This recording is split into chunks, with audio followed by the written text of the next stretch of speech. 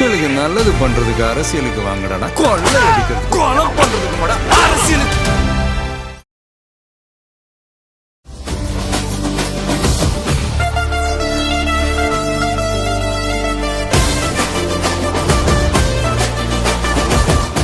திமுகவை பொறுத்த வரைக்கும் 10க்கு மேற்பட்ட கட்சிகள் இணைந்து ஒரு பலமான ஒரு அலையன்ஸ். அதிமுகவும் அன்புமணி தலைமையிலான பாமக, பாஜக, உதிரி கட்சிகள் அப்படின்னு சொல்லி ஒரு அலையன்ஸ்ல நிக்கிறாங்க. ஆனா விஜயை பொறுத்த வரைக்கும், தமிழக வெற்றி கழகத்தை பொறுத்த வரைக்கும் எந்த விதமான அலையன்ஸும் இல்லாமல் நிற்கக்கூடிய புதிதாக ஆரம்பிக்கப்பட்ட விஜய் அப்படிங்கிற ஒன் மேன் ஆர்மி அப்படிங்கிற நிலையில அவருடைய பேஸை மட்டும் தாங்கி நிற்கக்கூடிய தமிழக வெற்றி கழகத்துக்கு 27% போட்டிருக்காங்க. இந்த அடிப்படையில் தான் ரிசல்ட் வெளியாகிறது. அப்படின்னா இதுல நம்பர் 1 கட்சி யார், மாசான தலைவர் யார் அப்படிங்கறத நாம எடுத்துக்க முடியும் அப்படின்னா தமிழக வெற்றி கழகத்தை தான்.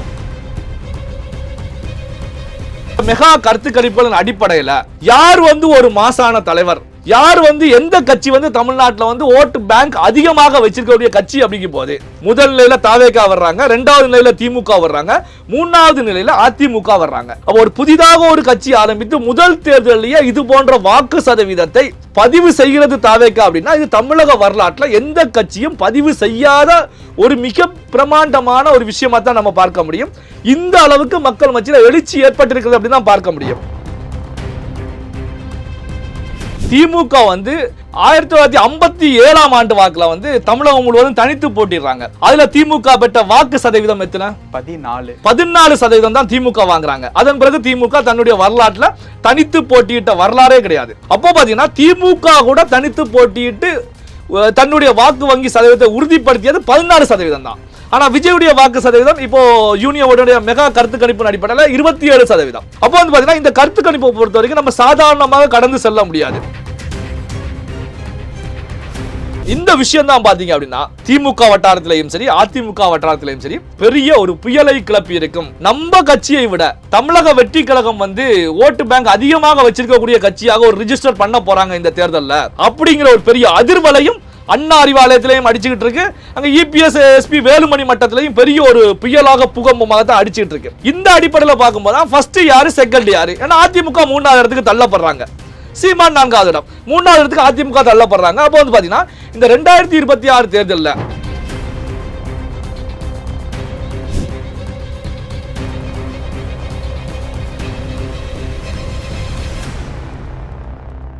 ரியல் ஒன் உறவுகளே, நடுநிலையோடு பொறுப்புடன் செய்திகளை வழங்கி பல லட்சக்கணக்கான மக்களின் நம்பிக்கையை பெற்ற நமது சேனலின் வளர்ச்சிக்கு உங்கள் ஆதரவு தேவை. இந்த ஊடக பயணம் தொடர்ந்து வலுப்பெற திரையில் தெரியும் QR கோட் ஸ்கேன் செய்தோ அல்லது டிஸ்கிரிப்ஷனில் உள்ள வங்கி விவரங்கள் மூலம் உங்களால் முடிந்த அளவு சப்போர்ட் செய்யுங்கள். உங்கள் ஒவ்வொரு ஆதரவும் நமது குரலை இன்னும் பல லட்சம் பேரிடம் கொண்டு செல்ல உதவும். ரியல் ஒன் நேயர்களுக்கு வணக்கம். இன்று நம்மளுடைய நேர்காணலுக்கு பத்திரிகையாளர் திரு நெல்லை சிவா அவர்கள் இணைஞ்சிருக்காங்க. சார் வணக்கம்.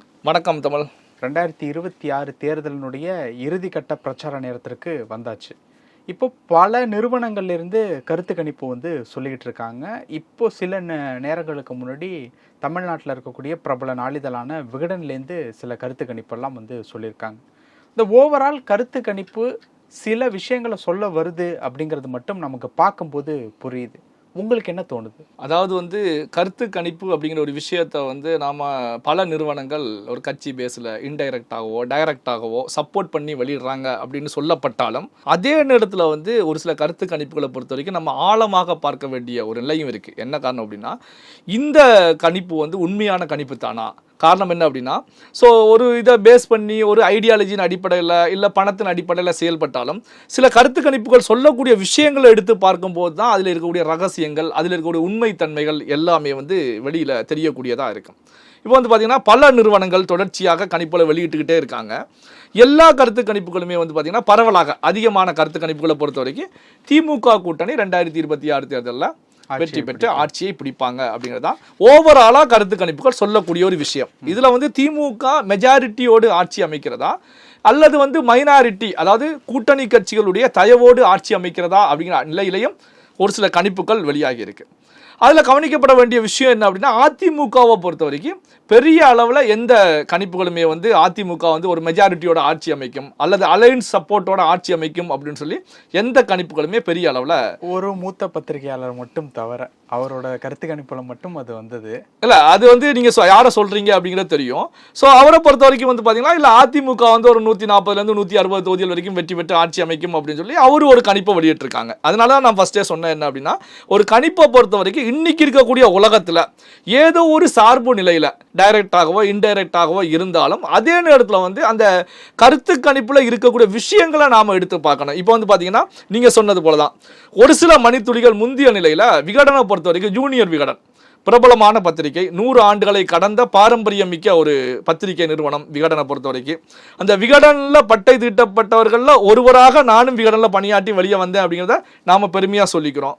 இந்த நிலையில் தான் பார்த்தீங்கன்னா, விகடன் மூலமாக வெளியிடப்பட்ட கருத்து கணிப்பை நீங்கள் எடுத்து பார்த்தீங்க அப்படின்னா, இதுலேயும் வந்து திமுக கூட்டணியை பொறுத்த வரைக்கும் ஆட்சி அமைப்பாங்க. அதே நேரத்தில் திமுக கூட்டணி 121 சட்டமன்ற தொகுதியெலாம் வெற்றி பெறும் அப்படிங்கிற நிலையிலையும் வெளியிட்டிருக்காங்க. இழுபறி அப்படின்னு சொல்லி ஒரு 27 தொகுதிகளை காமிச்சிருக்காங்க. அதிமுக ஒரு 83 தொகுதிகள், டிவிகே பொறுத்த வரைக்கும் ஒரு 2-3 தொகுதி அப்படின்னு சொல்லி வெளியிட்டிருக்காங்க. அப்போ வந்து பார்த்தீங்கன்னா, திமுக பொறுத்த வரைக்கும் 121 தொகுதியெலாம் வெற்றி பெறுகிறது அப்படின்னா கூட்டணி கட்சி பலமான கூட்டணி. திமுக சுமார் 170-71 தொகுதியில் தான் திமுக டைரக்டாக உதயசூரியன் சின்னத்தில் போட்டிடுறாங்க. அலையன்ஸ் தான் மற்ற தொகுதிகளில் போட்டிடுறாங்க. அப்போது திமுகவுக்கு மெஜாரிட்டி கிடைக்காது. அப்போ கூட்டணி கட்சியுடைய தயவின் மூலமாகத்தான் ஒரு கவர்மெண்ட்டை ஃபார்ம் பண்ண முடியும் அப்படிங்கிற நிலையில தான் இந்த சர்வேயை நம்ம பார்க்க முடிகிறது. அப்போ அந்த இழுபறி அப்போ 27 தொகுதிகள் அப்படிங்கிற நிலையில் ஒரு 10 தொகுதி 15 தொகுதி இங்கே திமுக பக்கம் வந்தாலும் திமுகவுக்கு மெஜாரிட்டி கிடைக்குமா? ஏன்னா கூட்டணி கட்சிகள் இருக்காங்க, ஏன்னா அவங்களுக்கும் அந்த இழுபறி தொகுதிகள் சொல்லும். அப்போ மெஜாரிட்டி கிடைக்குமா அப்படிங்கிற ஒரு கேள்வி இருந்துட்டு இருக்கு. இதைத்தான் வந்து பார்த்தீங்கன்னா, கடந்த காலத்தில் கூட நாம் பேசும்போது பேசியிருந்தோம். 2026 சட்டமன்ற தேர்தலை பொறுத்த வரைக்கும் தொங்கு சட்டமன்றம் அமைவதற்கான வாய்ப்புகள் தான் பிரகாசமாக தெரிந்து கொண்டிருக்கிறது அப்படின்னு சொல்லி நாமளே பேசியிருந்தோம். காரணம் என்ன அப்படின்னா, விஜய் அப்படிங்கிற, அதாவது தாவேக்கா அப்படிங்கிற ஒரு கட்சி புதிதாக களம் கண்டிருக்கக்கூடிய நிலையில தான் நாம் இது போன்ற கருத்துக்களை முன் வச்சோம். அதாவது வந்து பார்த்தீங்கன்னா, இந்த கருத்து கணிப்பை வந்து நம்ம ஆழமாக உள்ள இறங்கி நம்ம பார்த்தோம் அப்படின்னா என்ன விஷயங்களை வந்து இது இண்டிகேட் பண்ணுது. இப்போ 2026 தேர்தலில் சரி திமுக கூட்டணி வெற்றி பெறுகிறது, கூட்டணி ஆட்சி அமைகிறது அப்படின்னா, வெற்றி பெற்ற பிறகு அந்த கூட்டணி ஆட்சி அமைவதற்கான சாத்தியக்கூறுகள் அங்கே இருக்கிறதா அப்படிங்கிற ஒரு கேள்வி மிக முக்கியமான கேள்வி தான். காரணம் என்ன அப்படின்னா, கடந்த ஒரு சில ஆண்டுகளாகவே எடுத்து பார்த்தீங்க அப்படின்னா, ஆட்சியில் பங்கு வேண்டும், எங்களுக்கு அமைச்சரவையில் பங்கு வேண்டும் அப்படிங்கிற கோஷங்களை பொறுத்த வரைக்கும் வெளிப்படையாகவே எல்லா கட்சிகளும் திமுக கூட்டணியில் இருக்கக்கூடிய கட்சிகள் முன் வச்சுக்கிட்டு தான் இருந்தாங்க.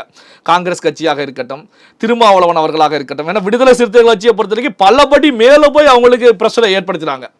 எங்களுக்கு அது வேணும் இது வேணும் அப்படின்னு. இறுதி கட்டத்தில் தான் சரி வேற வழி இல்லை அப்படின்னு சொல்லி 8 தொகுதிகளுக்குள்ளார விசிக தன்னை சுருக்கி கொண்டு தேர்தலை சந்திக்குது. இப்படியான ஒரு சூழ்நிலையில் மெஜாரிட்டி கிடைக்கல, தொங்கு சட்டமன்றம் அப்படின்னா திமுகவுக்கு வந்து ஆட்சி தொடர முடியுமா அப்படின்னு ஒரு கேள்வி ஒரு பக்கம் இருக்கு. சரி, அது அந்த பக்கம் இருக்கட்டும். நாம இப்ப பார்க்கக்கூடிய விஷயம் தான் வந்து பாத்தீங்கன்னா, பரவலாக தமிழகம் முழுவதும் வந்து ஒரு அதிர்வலையை ஏற்படுத்தக்கூடியது. அதாவது திமுக அதிமுக போன்ற கட்சிகளுக்கு ஒரு அதிர்வலையை ஏற்படுத்தும். அதே நேரத்தில் வந்து பாத்தீங்கன்னா, மக்கள் வந்து எந்த மனநிலையில இருக்கிறாங்க அப்படிங்கிறத வெளிச்சம் போட்டு காட்டக்கூடியதாக இருக்கும். இப்போ வந்து பாத்தீங்கன்னா, நானே டைரக்டா வந்து பேசுறேன்னு வச்சுக்கோமே, உடனே என்ன சொல்லிடுவாங்கன்னா, இல்ல அங்க ஃபண்ட் வாங்கிட்டாரு, பணத்தை வாங்கிட்டு பேசுறாரு, பணத்துக்காக பேசுறாரு அப்படின்னு. இப்ப நாம் பேசக்கூடியது வந்து நாம் பேசல, ஜூனியர் விகடனுடைய கருத்து கணிப்பு என்ன சொல்லியிருக்கு. இந்த கருத்து கணிப்பின் அடிப்படையில் தான் நம்ம இப்போ பேசுறோம். இந்த கருத்து கணிப்பை நம்ம எடுத்து பார்த்தோம் அப்படின்னா, தமிழக வெற்றி கழகத்துக்கு எத்தனை % கொடுத்துருக்காங்க? ஓகே, இப்போ பார்க்கும்போது கிட்டத்தட்ட 27% கொடுத்துருக்காங்க. திமுக கூட்டணிக்கு 36% கொடுத்துருக்காங்க. அதிமுக கூட்டணிக்கு 33% கொடுத்துருக்காங்க. கூட்டணியில் இருக்கக்கூடிய கட்சிகள் திமுகவை பொறுத்த வரைக்கும் 10க்கும் மேற்பட்ட கட்சிகள் இணைந்து ஒரு பலமான ஒரு அலையன்ஸ். அதிமுகவும் அன்புமணி தலைமையிலான பாமக, பாஜக, உதிரி கட்சிகள் அப்படின்னு சொல்லி ஒரு அலையன்ஸ்ல நிற்கிறாங்க. ஆனால் விஜயை பொறுத்த வரைக்கும், தமிழக வெற்றி கழகத்தை பொறுத்த வரைக்கும் எந்த விதமான அலையன்ஸும் இல்லாமல் நிற்கக்கூடிய புதிதாக ஆரம்பிக்கப்பட்ட விஜய் அப்படிங்கிற ஒன் மேன் ஆர்மி அப்படிங்கிற நிலையில் அவருடைய ஃபேஸை மட்டும் தாங்கி நிற்கக்கூடிய தேர்தலாகத்தான் இந்த 2026 தேர்தலை பார்க்குறோம். விஜய்க்கு தமிழக வெற்றி கழகத்துக்கு 27% போட்டிருக்காங்க. இப்போ இதுல விகடன் சொன்ன கருத்து கணிப்பின் அடிப்படையிலேயே நம்ம எடுத்து பார்க்கும்போது இந்த அடிப்படையில் தான் ரிசல்ட் வெளியாகிறது. அப்படின்னா இதுல நம்பர் 1 கட்சி யார், மாசான தலைவர் யார் அப்படிங்கிறத நம்ம எடுத்துக்க முடியும் அப்படின்னா தமிழக வெற்றி கழகத்தை தான். ஆனா ஜெயிக்கிறது டிஎம்கே தானே. இல்ல டிஎம்கே வெற்றி பெற்று ஆட்சி அமைச்சாலும் இப்போ இதுல கவனிக்கப்பட வேண்டிய விஷயம் ஒன்று இருக்கு. அதாவது வந்து பாத்தீங்கன்னா திமுக வந்து 10க்கு மேற்பட்ட கட்சிகள். இப்போ காங்கிரஸ் எடுத்துக்கிட்டீங்கன்னா காங்கிரஸ் வந்து தமிழ்நாட்டில் நமக்கு 8% இருக்கு, 10% இருக்கு, 15% இருக்குன்னு பேசிட்டு இருக்காங்க. அதே போல வந்து பாத்தீங்கன்னா கம்யூனிஸ்டுகள் ஒரு பக்கம் பேசிட்டு இருக்காங்க, விசிக ஒரு பக்கம் பேசிட்டு இருக்காங்க. அப்போ பாத்தீங்கன்னா இந்த கூட்டணி கட்சிகளுக்கு எத்தனை பர்சன்டேஜ் இந்த 2026 தேர்தலில் கிடைச்சிருக்கிறது அப்படின்னு சொல்லி அதை நீங்க மைனஸ் பண்ணிட்டு வாங்க. ஓவராலா ஒரு 10% போகட்டும். ஒரு 10% நம்ம அதிகமா சொல்லல. இப்போ வந்து காங்கிரஸ் கட்சிக்கு ஒரு 4%, 5% போடுங்க, விசிகாக்கு வந்து ஒரு 2, 3 போடுங்க, கம்யூனிஸ்டுகளுக்கு 1 போடுங்க. ஸோ இந்த அடிப்படையில் பார்த்தால் கூட உங்களுக்கு வந்து ஒரு 10% வந்து கூட்டணி கட்சிகளுக்கு செல்கிறது. தேமுதிக இருக்கு, தேமுதிகாக்கு 1% போடுங்க. பார்த்தீங்கன்னா ஒரு 10க்கு மேலே போகுது. ஒரு 10% மைனஸ் ஆனால் கூட திமுக 2026 தேர்தலில் பெற்ற வாக்கு சதவீதம் என்ன? 36லேருந்து 10 கழிச்சோன்னா 26. தமிழக வெற்றி கழகம் பெற்ற வாக்கு சதவீதம் 27. அப்போ திமுக அப்படிங்கிற ஒரு கட்சியை விட தமிழக வெற்றி கழகம் வந்து ஒரு பெரிய கட்சி. இவங்க வந்து என்ன ஒரு 15 கட்சிகள் கூட்டணி சேர்ந்து தான் வெற்றி பெற்றிருக்காங்க. அப்போ விஜய் தலைமையிலையும் ஒரு அலையன்ஸ் உருவாகி இருந்தால், விஜய் கீழையும் ஒரு 4 கட்சிகள் அணிவகுத்திருந்தால் எப்படி இருந்திருக்கும் இந்த 2026 தேர்தல்? இப்போ 2026 தேர்தலில் விஜய் தலைமையில் எந்த ஒரு கட்சியிலும் உள்ள வராமல் போனதற்கான காரணம் என்ன அப்படின்னா, எதிர்கட்சிகள் வச்ச விமர்சனங்கள், விஜய் அவர்களுடைய ஒரு சில செயல்பாடுகள் அப்படின்னு கூட சொல்லலாம். அதையும் வந்து நம்ம மறுப்பதற்கில்லை. விஜய் அவர்களுடைய ஒரு சில செயல்பாடுகள் இதுதான் வந்து கூட்டணிக்குள்ள கட்சிகள் வராமல் போனதுக்கான காரணம். ஆனால் இந்த தேர்தல் முடிந்த பிறகு பார்த்தீங்கன்னா விஜய் எடுக்கக்கூடிய வாக்கு சதவீதத்தின் அடிப்படையில், விஜய் ஏற்கனவே அமைச்சரவையில் ஆட்சியில் பங்கு அப்படின்னு சொன்ன விஷயங்களை வச்சு பார்க்கும்போது, ஸோ விஜய் கிட்ட வந்து இங்கே இருக்கக்கூடிய பல கட்சிகள் அலையன்ஸுக்கு வருவதற்கான சூழல் உருவாகும். அப்போ நடக்க இருக்கக்கூடிய அடுத்த நாடாளுமன்ற தேர்தலில் ஒரு மாசான அலையன்ஸாக வெற்றி பெறக்கூடிய கூட்டணியாக தமிழக வெற்றி கழகம் தலைமையிலான கூட்டணி தான் தமிழ்நாட்டில் இருக்க போகிறது அப்படிங்கிறது தான் ஜூனியர் விகடன் வந்து இண்டிகேட் பண்ணுது, சுட்டி காட்டியிருக்கு. அப்போ இந்த அடிப்படையில் தான் பார்க்கணும். இதே போல தான் அதிமுகவை எடுத்துக்கிட்டாலும் 33% காமிச்சிருக்காங்க. இப்போ அதிமுகவுக்கு வந்து பார்த்தீங்கன்னா அன்புமணி தலைமையிலான பாமக இருக்காங்க, பாஜக இருக்காங்க, அண்ணாமலை தலைமையிலான பாஜக. அண்ணாமலை இருக்கும்போது எங்களுக்கு தமிழ்நாட்டில் 15% ஓட்டு சதவீதம் இருக்கிறது, 12% இருக்குன்னு சொல்லி தெரிவிச்சிருக்காங்க. வேணாம், பாஜகவுக்கு 10 இருக்கா 15 இருக்காங்கிறதை தாண்டி அங்கே கூட்டணி கட்சிகள் பாமக, பாஜக மற்றும் உதிரி கட்சிகள் எல்லாமே சேர்ந்து ஒரு 8% இருக்குன்னு வச்சுக்கோங்க. இந்த 33லேருந்து 8% மைனஸ் பண்ணா கூட 25% தான் வருது. ஆனால் தாவேக்காவை பொறுத்த வரைக்கும் 27% கிடைக்குது. அப்போ யார் இதுல பெரிய கட்சி? அப்போ வந்து பாத்தீங்கன்னா இந்த 2026 தேர்தலை பொறுத்த வரைக்கும் ஜூனியர் விகடனுடைய மெகா கருத்து கணிப்புகளின் அடிப்படையில் யார் வந்து ஒரு மாசான தலைவர், யார் வந்து எந்த கட்சி வந்து தமிழ்நாட்டில் வந்து ஓட்டு பேங்க் அதிகமாக வச்சிருக்கக்கூடிய கட்சி அப்படிங்கும் போது முதல் நிலையில தாவேகா வர்றாங்க, 2வது நிலையில திமுக வர்றாங்க, 3வது நிலையில அதிமுக வர்றாங்க. அப்போ ஒரு புதிதாக ஒரு கட்சி ஆரம்பித்து முதல் தேர்தலிலேயே இது போன்ற வாக்கு சதவீதத்தை பதிவு செய்கிறது தாவேகா அப்படின்னா இது தமிழக வரலாற்றில் எந்த கட்சியும் பதிவு செய்யாத ஒரு மிக பிரமாண்டமான ஒரு விஷயமா தான் நம்ம பார்க்க முடியும். இந்த அளவுக்கு மக்கள் மத்தியில் எழுச்சி ஏற்பட்டிருக்கிறது அப்படின்னு தான் பார்க்க முடியும். இப்போ திமுகவுடைய வரலாற்றை நாம எடுத்து பார்க்கோம். பேரறிஞர் அண்ணா அவர்களை பொறுத்த வரைக்கும் திமுக அப்படிங்கிற கட்சி வந்து 1949ஆம் ஆண்டு உருவாக்குறாங்க. திமுக வந்து 8 ஆண்டுகள் கழித்த நிலையில 1957ஆம் ஆண்டு வாக்குல வந்து தனித்து போட்டிடுறாங்க. தமிழகம் முழுவதும் தனித்து போட்டிடுறாங்க. அதுல திமுக பெற்ற வாக்கு சதவீதம் எத்தனை? 14% தான் திமுக வாங்குறாங்க. அதன் பிறகு திமுக தன்னுடைய வரலாற்றில் தனித்து போட்டியிட்ட வரலாறே கிடையாது. கூட்டணி கட்சிகள் தயவின் மூலமாகத்தான் தங்களுடைய ஆட்சியை வந்து தொடர்ச்சியாக எடுத்துட்டு வர்றாங்க. அப்போ பாத்தீங்கன்னா திமுக கூட தனித்து போட்டியிட்டு தன்னுடைய வாக்கு வங்கி சதவீதத்தை உறுதிப்படுத்தியது 14% தான். ஆனா விஜயுடைய வாக்கு சதவீதம் இப்போ யூனியனுடைய மெகா கருத்து கணிப்பின் அடிப்படையில் 27%. இதுல இருந்து ஒரு 5%, 4% குறைந்தாலும் திமுகவை விட எந்த அளவுக்கு விஜய்க்கு வாக்கு சதவீதம் இருக்கிறது அப்படிங்கிறத பார்க்கணும். ஏன்னா புது கட்சி, புதிதாக உருவாக்கப்பட்ட கட்சி. அப்போ வந்து பாத்தீங்கன்னா இதே போலதான் அப்போ வந்து பாத்தீங்கன்னா ஒரு பெரிய ஒரு கட்சியாக வந்து தாவேகா உருவெடுக்க போகுது அப்படிங்கிறது தான் இப்போ ஜூனியர் விகடன் இந்த கருத்து கணிப்பின் மூலமாக வெளியிட்டு இருக்கு. இந்த விஷயம் தான் பாத்தீங்க அப்படின்னா திமுக வட்டாரத்திலையும் சரி அதிமுக வட்டாரத்திலையும் சரி பெரிய ஒரு புயலை கிளப்பி இருக்கும். அதாவது இந்த தேர்தலில் வந்து நாம ஒரு பக்கம் வெற்றி பெறுவதற்காக போராட வேண்டியிருக்கிறது, நம்ம வெற்றி பெற்று ஆட்சி அமைக்கிறோம் அப்படிங்கிற நிலையில ஒரு போராட்டத்தை எடுத்துக்கொண்டு சென்றாலும் அதே வேளையில பாத்தீங்கன்னா நம்ம கட்சியை விட தமிழக வெற்றி கழகம் வந்து ஓட்டு பேங்க் அதிகமாக வச்சிருக்கக்கூடிய கட்சியாக ஒரு ரிஜிஸ்டர் பண்ண போறாங்க இந்த தேர்தலில் அப்படிங்கிற ஒரு பெரிய அதிர்வலையும் அண்ணா அறிவாலயத்திலையும் அடிச்சுக்கிட்டு இருக்கு. அங்கே இபிஎஸ் எஸ்பி வேலுமணி மட்டத்திலையும் பெரிய ஒரு புயலாக பூகம்பமாக தான் அடிச்சுக்கிட்டு இருக்கு. இதுல வந்து பாத்தீங்க அப்படின்னா இப்போ இந்த தேர்தல் வந்து ஏற்கனவே சொன்னது போலதான் திமுக டிவிகே இது ரெண்டுக்கும் இடையில தான் மோதல் அப்படின்னாங்க. இந்த கோணத்தில் பார்க்கும்போது இந்த வாக்கு சதவீதம் அடிப்படையிலையும் ரெண்டுக்கும் இடையில தான் பெரிய ஒரு மோதல். ஏன்னா வந்து பார்த்தீங்கன்னா எத்தனை பேர் வந்து ஒரு போட்டியில் பார்ட்டிசிபேட் பண்ணினாலும் ஃபர்ஸ்ட் செகண்ட் அப்படின்னு சொல்லி தான் எடுத்துக்குவாங்க. இந்த அடிப்படையில் பார்க்கும்போது தான் ஃபர்ஸ்ட் யாரு செகண்ட் யாரு. ஏன்னா அதிமுக 3வது இடத்துக்கு தள்ளப்படுறாங்க, சீமான் 4வது இடம், 3வது இடத்துக்கு அதிமுக தள்ளப்படுறாங்க. அப்போ வந்து பார்த்தீங்கன்னா இந்த 2026 தேர்தலில் திமுக வெற்றி பெற்று ஆட்சி அமைத்தாலும் மிகப்பெரிய ஒரு கட்சியாக ஒரு மாசான லீடராக விஜய் அவர்கள் இருக்க போறாங்க. விஜய் அவர்களுடைய தமிழக வெற்றி கழகம் இருக்க போறது. இதுல வந்து ஜூனியர் ஓடன் கருத்து கணிப்புடைய இன்னொரு பாயிண்ட் ஆஃப் வியூலையும் எதிர்கால அரசியல்ல எந்த தலைவர் வந்து ஒரு மாசான தலைவராக இருப்பார் அப்படிங்கிற ஒரு கேள்விக்கும் அவங்க சர்வேயின் அடிப்படையில் பதில போட்டிருக்காங்க. இதுல வந்து பாத்தீங்க அப்படின்னா விஜய் வந்து சுமார் 47% ஒரு பெரிய ஒரு மாசான தலைவராக இருப்பார் அப்படின்னு சொல்லி 47% அப்படின்னு போட்டிருக்காங்க. அதே நேரத்தில் மு.க. ஸ்டாலின் அவர்களுக்கு 25.1 கொடுத்திருக்காங்க. இந்த பக்கம் எடுத்துக்கிட்டீங்கன்னா எடப்பாடி பழனிசாமி அவர்களுக்கு 15.6% கொடுத்திருக்காங்க. இப்போ ஸ்டாலின் அவர்களுக்கு கொடுக்கப்பட்ட அந்த 25.1 எடப்பாடி பழனிசாமி அவர்களுக்கு கொடுக்கப்பட்ட 15.6 கூட்டி பார்த்தா கூட 41 தான் வருது. ஆனா விஜய் அவர்களுக்கு 47 கொடுக்கப்பட்டிருக்கு. அப்போ வந்து பாத்தீங்கன்னா எதிர்காலத்தில் திமுக அதிமுக அதாவது வந்து ஸ்டாலின் எடப்பாடி பழனிசாமி ஒன்றிணைந்து தேர்தலை சந்திச்சா கூட உங்களுக்கு 41% தான் நீங்க மாசான லீடராக ரெண்டு பேரும் ஒன்னா நின்று விஸ்வரூபம் எடுத்தா கூட 41% தான். விஜய் வந்து 47% அப்படிங்கிறது தான் இந்த கருத்து கணிப்பு சுட்டி காட்டியிருக்கு. அப்போ வந்து பாத்தீங்கன்னா இந்த கருத்து கணிப்பை பொறுத்த வரைக்கும் நம்ம சாதாரணமாக கடந்து செல்ல முடியாது. இப்ப விகடன் மீது பரவலாகவே ஒரு சில விமர்சனங்களை வாசகர்கள் முன்வைப்பாங்க. என்ன அப்படின்னா விகடனை பொறுத்த வரைக்கும் ரூலிங் பார்ட்டிக்கு கொஞ்சம் சாதகமாக செல்வாங்க, குறிப்பாக திமுகவுக்கு சாதகமாக செல்லக்கூடிய ஒரு பத்திரிகை அப்படிங்கிற ஒரு விஷயத்தையும் முன்வைப்பாங்க. ஆனால் அது விகடனுடைய கருத்து கணிப்புகளை பொறுத்த வரைக்கும் அதை கடந்த நிலையில தான் அவங்களுடைய கருத்து கணிப்புகள் எப்போதுமே இருந்திருக்கும். என்ன காரணம் அப்படின்னா மேலோட்டமாக பார்க்கும்போது ஏதோ ஒரு சாயல் இருந்தாலும் ஆழமாக அந்த கருத்து கணிப்புகளை பார்க்கும் போது அதனுடைய உண்மை நிலை புரியும். அப்போ வந்து பாத்தீங்கன்னா இந்த கருத்து கணிப்பை பொறுத்த வரைக்கும் திமுகவுக்கு சாதகமான கருத்து கணிப்போ அதிமுகவுக்கு சாதகமான கருத்து கணிப்போ கிடையாது. என்ன பொறுத்த வரைக்கும் இந்த கருத்து கணிப்பு தாவேகாவுக்கு சாதகமான கருத்து கணிப்பு. தாவேகா விஜய் அவர்கள் மக்கள் மத்தியில எது போன்ற எழுச்சியை உருவாக்கி இருக்கிறார் அப்படிங்கிற மக்களுக்கு சாதகமான ஒரு கருத்து கணிப்பு அப்படிங்கிறத தான் நாம இந்த கருத்து கணிப்பை பார்க்க முடியும். ஓகே சார், இப்போ இந்த 3 கட்சிகளை தாண்டி 4வதா ஒரு கட்சி எல்லாம் இருக்கு.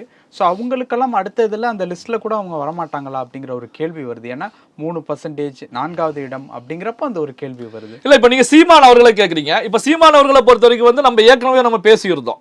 விஜய் அவர்கள் களத்தில் கண்ட பிறகு இந்த இளைஞர்களை பொறுத்த வரைக்கும் நாம் தமிழர் பக்கம் இருந்த இளைஞர்கள் பெருவாரியாக இந்த பக்கம் திசை திரும்பிட்டாங்க, தமிழக வெற்றி கழகம் பக்கம் வந்துட்டாங்க.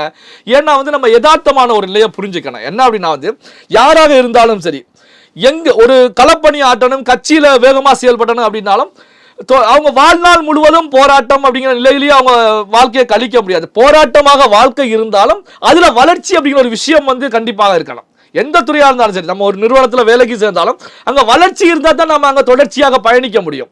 வளர்ச்சியே இல்லாத ஒரு நிலையில வந்து நாம வந்து தொடர்ச்சியா பயணிக்கணும் அப்படின்னா அது அந்த நிறுவனத்துக்கும் பயன் கிடையாது, அங்கு பயணிக்கக்கூடிய நமக்கும் பயன் கிடையாது.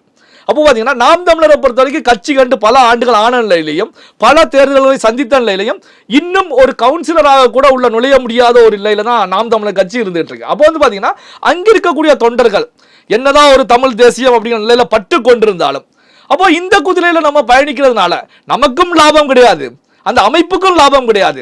அப்போ எங்க செல்லலாம் அப்படிங்கிற ஒரு கேள்விதான் உருவாகிட்டு இருக்கும். ஏன்னா வந்து வளர்ச்சி இல்லாமல் வாழ்க்கையை ஓட்ட முடியாது.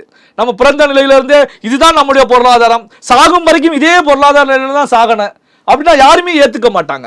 அப்போ அவங்களும் அடுத்த கட்டத்துக்கு வளரணும், வளர்ந்துக்கிட்டு இந்த சமுதாயத்துக்கு தேவையான உதவிகளை வளர்ந்தா தான் செய்ய முடியும். அப்போ வளர்வதற்கான ஒரு கட்சியாக நாம் தமிழர் கட்சி இல்லை.